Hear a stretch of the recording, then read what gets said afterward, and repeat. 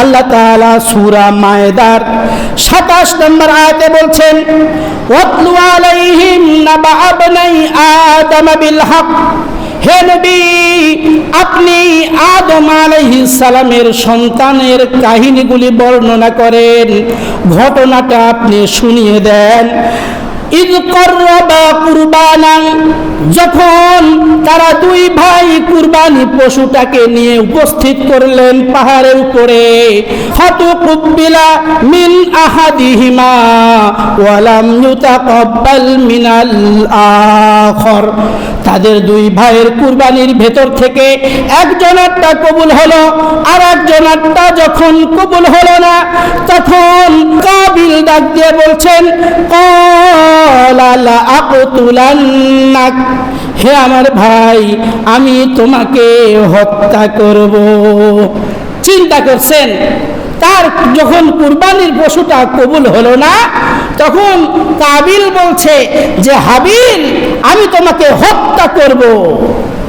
এবার হাবিল বলছেন, ক্বালা ইন্নামা ইয়াতাকাব্বালুল্লাহু মিনাল মুত্তাকিন, আল্লাহ তাআলা মুত্তাকিনদের কুরবানিটাই কবুল করেন। বলেন সুবহানাল্লাহ।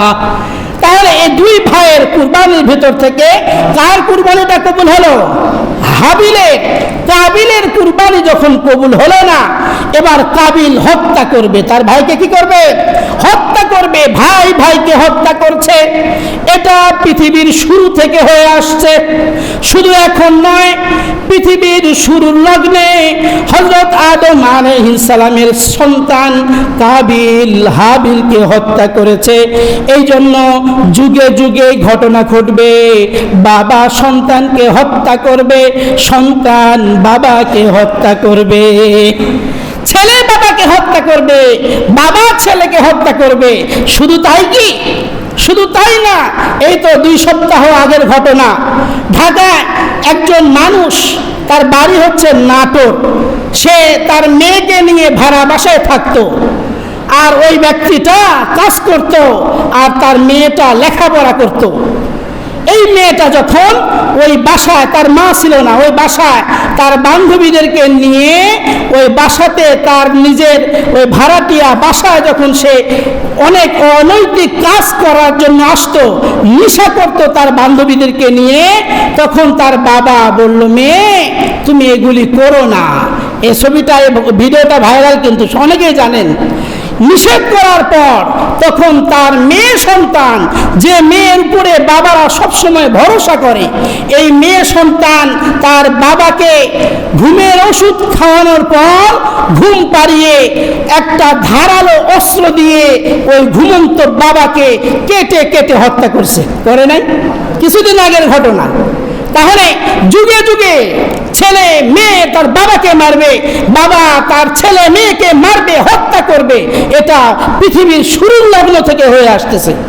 হাবিল বলছে, লাইম বাসাত্তা ইলাইয়া ইয়াদাকা লিতাকতুলানি, যদি তোমার হাতটা আমাকে হত্যা করার জন্য প্রসারিত করো, বাড়িয়ে দাও, মা আনা বিবাসিতি ইয়াদিয়া ইলাইকা লিআকতুলাক, কিন্তু আমি তোমাকে হত্যা করব না, আমি আমার হাতটা তোমাকে হত্যা করার জন্য বাড়াবো না।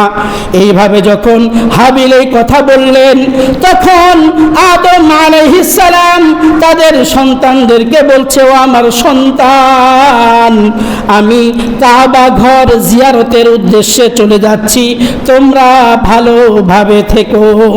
এবার আদম আলাইহিস সালাম যখন কাবা ঘর জিয়ারতের উদ্দেশ্যে চলে গেলেন, যাওয়ার পর আদম আলাইহিস সালামের সন্তান কাবিল তার মনের যেই আশা পূরণ করলেন, তিনি কি করলেন? ফাতাওয়াত লাহু নাফসুহু কাতলা আখিহি ফাকাতালাহু, তার মনের যে আশা ছিল হাবিলকে হত্যা করবে, তখন হাবিলকে হত্যা করে দিল। কিভাবে হত্যা করলো? হাবিলকে নিয়ে মরুভূমিতে গেল। মরুভূমিতে যাওয়ার পর এখন কাবিল চিন্তা করছেন যে আমি হাবিলকে কিভাবে হত্যা করব, কেননা আজ পর্যন্ত কেউ জানে না যে একটা মানুষকে আরেকটা মানুষ কিভাবে হত্যা করে, এটা কাবিলের জানা ছিল না। যার কারণে কাবিল হাবিলের অঙ্গ প্রত্যঙ্গে আঘাত করা শুরু করলো। আঘাত করতে করতে যখন দেখছে হাবিল মারা যাচ্ছে না, মৃত্যুবরণ করছে না, তখন কাবিল দুইটা পাথর নিয়ে আসলো। একটা পাথর নিচে রেখে ওই পাথরের উপরে হাবিলের মাথাটা রেখে যখন আর একটা পাথর দিয়ে বাড়ি দিল, সঙ্গে সঙ্গে হাবিল ইন্তেকাল করলেন। এইভাবে হত্যা করলো। এবার হত্যা করার পর হাবিলকে কাবিল হত্যা করেছে, কিন্তু তার লাশটা কি করবে এটাও তো সে জানে না, যে হত্যা করার পরে লাশটা কি করতে হয়। আল্লাহ তাআলা সূরা মায়েদার 31 নম্বর আয়াতে বলছেন, যখন হাবিল কাবিলকে হত্যা করলো, হত্যা করার পর ফাবাসাল্লাহু গুরাবাই ইয়াবহাসু ফিল আরদ, আমি তখন একটা কাককে পাঠিয়ে দিলাম। কাকে পাঠালাম? একটা কাক পাঠাইলাম। ফাবাসাল্লাহু গুরাবাই ইয়াবহাসু ফিল আরদি, আমি একটা কাককে পাঠাইলাম। ওই কাক আরেকটা কাককে মেরে মাটি খনন করে দেখাই দিচ্ছে। কি দেখাই দিচ্ছে? লিউরিয়াহু কাইফা ইওয়ারি সাওআতা আখি, কাবিলকে দেখাচ্ছে দেখো একটা লাশকে কিভাবে দাফন করতে হয়। যখন একটা কাক আর একটা কাককে মারলেন, মারার পরে ওই কাকটা মৃত ওই কাককে যখন মাটির ভিতরে দাফন করলেন, তখন কাবিল তার মন থেকে এই কথাটা বলছে, ক্বালা ইয়া ওয়াইলাতা আজাস্তু আন আকুনা মিসলা হাযাল গুরাব। কাবিল বলছে, আমি একটা এত নিম্নমানের মানুষ, আমি একটা কাকের চাইতেও অধম, একটা কাকের চাইতেও অধম। একটা কাক সেও জানে যে আর একটা কাককে মেরে মোরা কাকটাকে কি করতে হয়। তখন ওইটা দেখে কাবিল হাবিলের লাশটা দাফন করে দিলেন। সম্মানিত উপস্থিতি, তাহলে এই ঘটনার মাধ্যমে জানা যায় যে পৃথিবীতে সর্বপ্রথম কুরবানি শুরু হয় কোথায় থেকে? হাবিল কাবিলের কুরবানিটাই ছিল সর্বপ্রথম কুরবানি।